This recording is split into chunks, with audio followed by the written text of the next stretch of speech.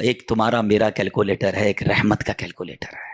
یقین کریں ہر چیز لاجک سے نہیں ہوتی. اور یہ تو اتنی واضح ہے، یہ تو اتنی واضح ہے. بٹھاؤ کسی اکاؤنٹنٹ کو، بٹھاؤ کسی چارٹرڈ اکاؤنٹنٹ کو، اس کا اکاؤنٹ بتائے گا کہ زکات دو گے تو پیسے کم ہوں گے، صدقہ دو گے تو پیسے کم ہوں گے. ایمان کیا ہے کہ میرے آقا نے فرمایا میں قسم اٹھا کر کہتا ہوں.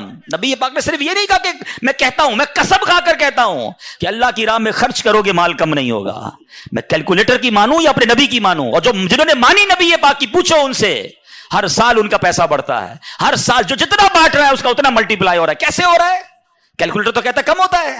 نہیں، کچھ چیزیں کہیں اور بن رہی ہیں، کیلکولیشن کہیں اور ہے، رحمت کی باتیں کہیں اور. ایمان تو لاؤ نا.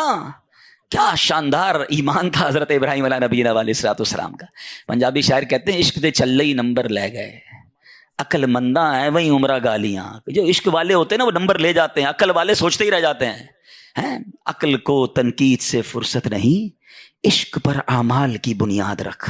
جس دن آپ کا ایمان، آپ کے اعمال عشق پر آ گئے نا، پھر آپ دیکھیں کہ آپ کی زندگی میں کبھی کوئی آپ کو کنفیوز نہیں کر سکے گا. Let's move forward. باتیں تو بہت ساری ہیں، اس پورے واقعے سے توکل سیکھنا ہے.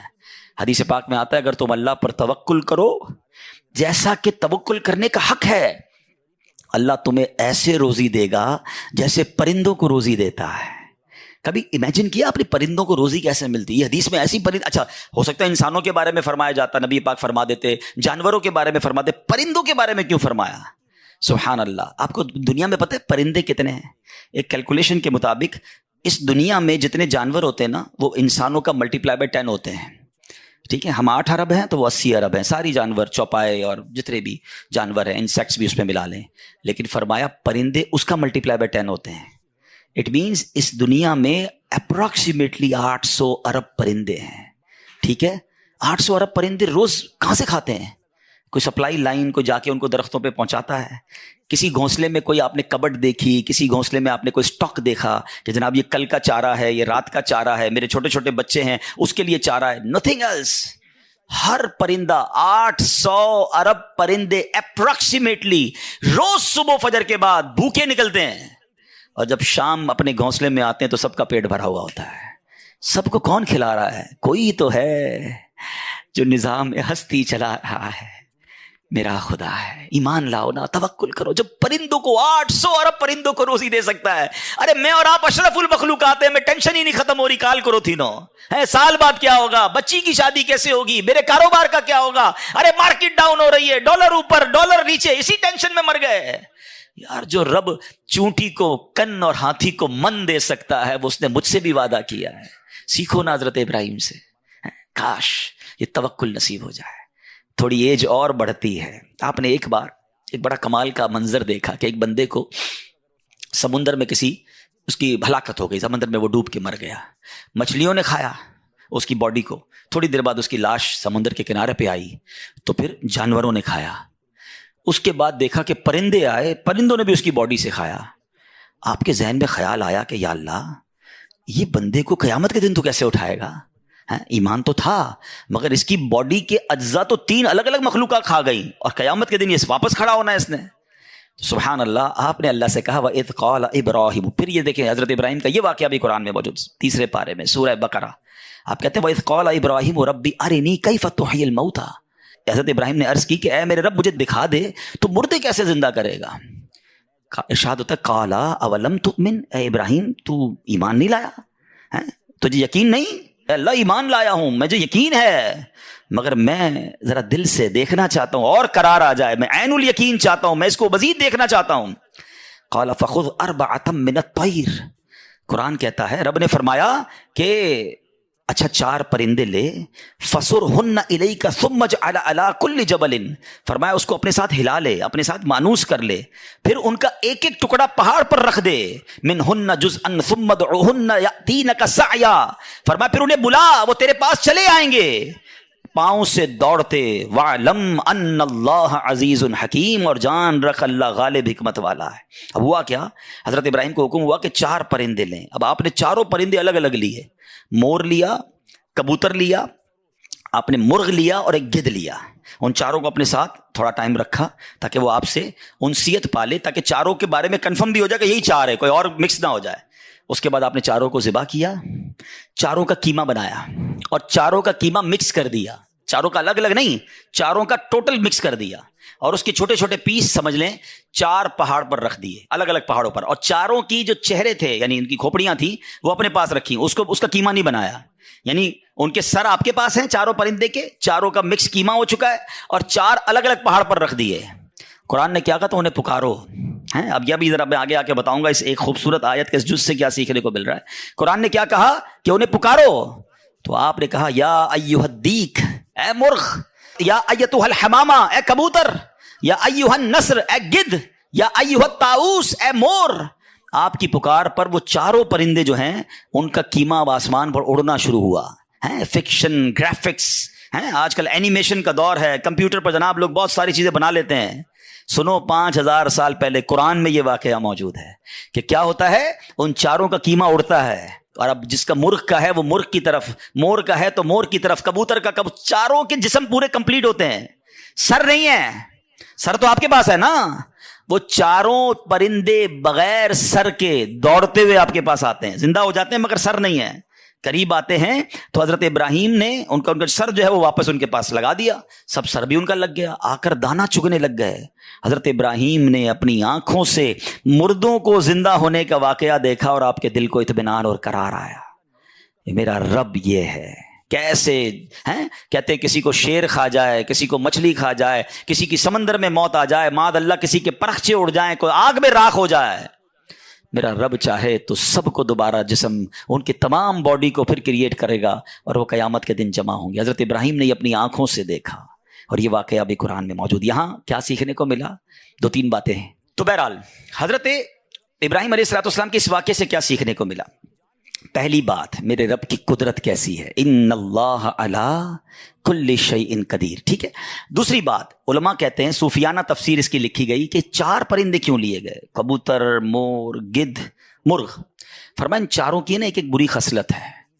مرغ ہے اس کے اندر شہوت بہت ہے، جو کبوتر ہے اس کو اپنی اڑان پر بڑا ناز ہے، بڑا تکبر ہے، بہت اونچا اڑتا ہے۔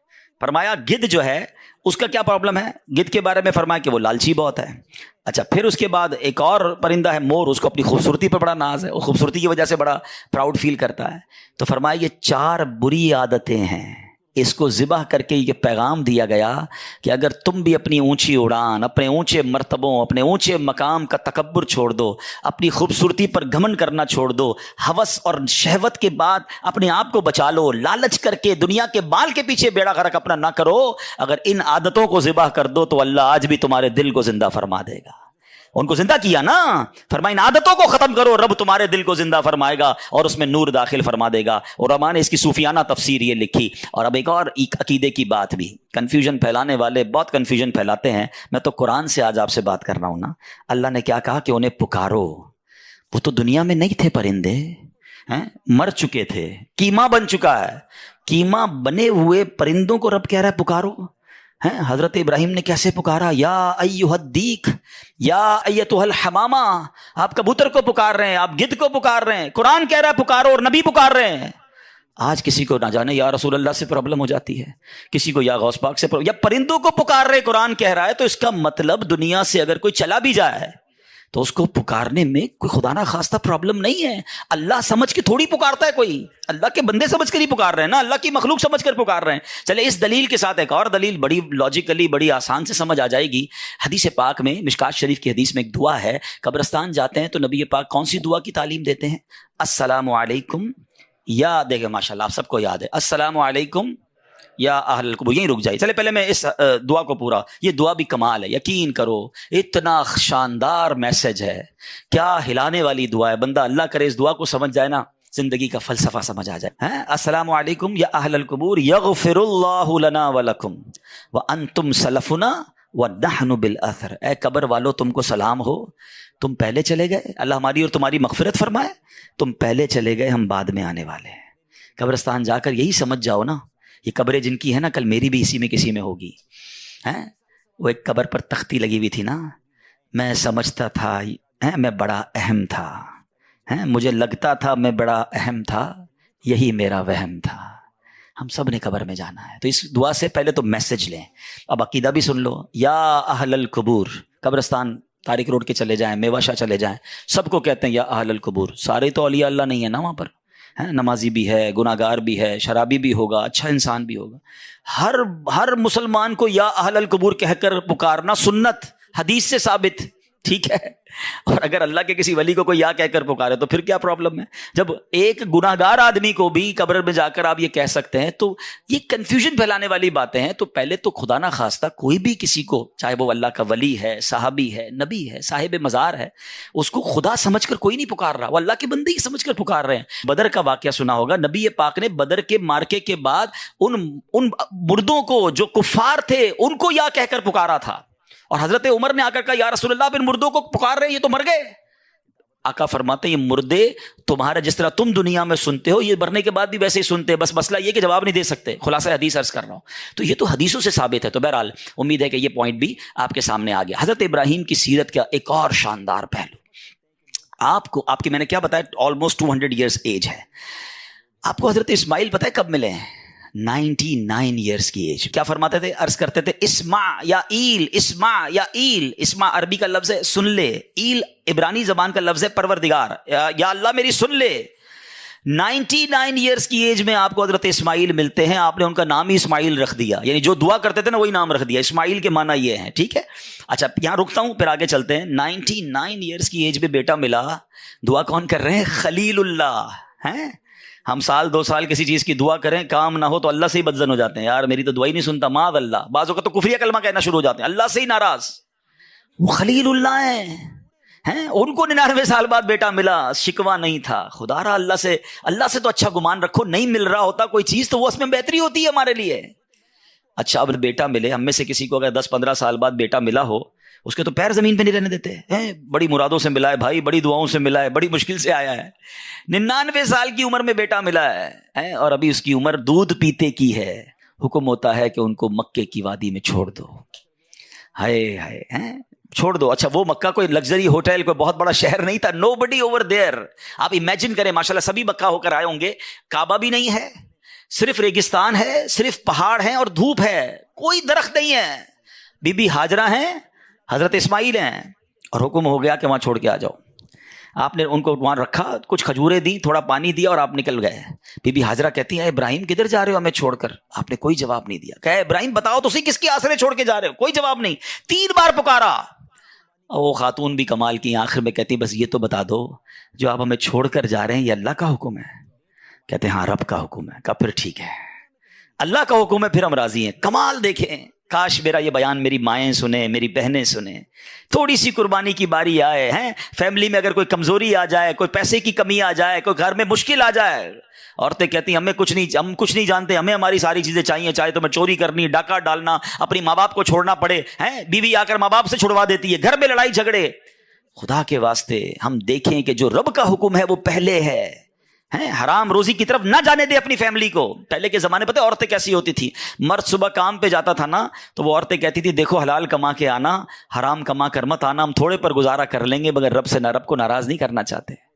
آج کی عورت کہتی برابر والوں نے دیکھا کیسا گھر بنا لیا، ہمیں بھی ویسا ہی بنانا ہے، کچھ بھی کرو ہمیں بھی ایسی گاڑی چاہیے، ہمیں ایسا زیور چاہیے. اللہ کرے کہ یہ سیکھیں بی بی ہاجرہ سے. کہتی اللہ کا حکم ہے، we are ready for that. اچھا اب کیا ہوا؟ چھوٹا بیٹا ہے، دودھ پیتا بچہ ہے، پانی بھی ختم، کھجورے بھی ختم، اب کچھ ہے ہی نہیں. بچہ رونے لگا، پانی چاہیے. ہائے ہائے، ماں بچے کو روتا کیسے دیکھ سکتی ہے؟ اب ماں چلی پانی کو ڈھونڈنے، ایک پہاڑ سے دوسرے پہاڑ، دوسرے پہاڑ سے تیسرے پہاڑ. اللہ اکبر. چلیں یہ صفا مروہ میں بی بی ہاجرہ دوڑی یہ تو پتا ہے، مگر شاید بہت ساروں کو یہ نہیں پتا ہوگا کہ جو میلین اخضرین گرین لائٹس کے درمیان جو سفر ہوتا ہے اور ہم دوڑتے ہیں اس کی وجہ کیا ہے؟ باقی چلتے ہیں ادھر دوڑتے ہیں. یعنی آپ سوچیں اللہ کو اس ماں کی ادا کیسی پسند آئی ہے، جدھر اس ماں نے نارمل اسٹیپ لیے ہیں ادھر ہم سے نارمل اسٹیپ چلوایا گیا. جدھر وہ ماں دوڑی ہے ایگزیکٹلی اس مقام پر ہمیں دوڑنا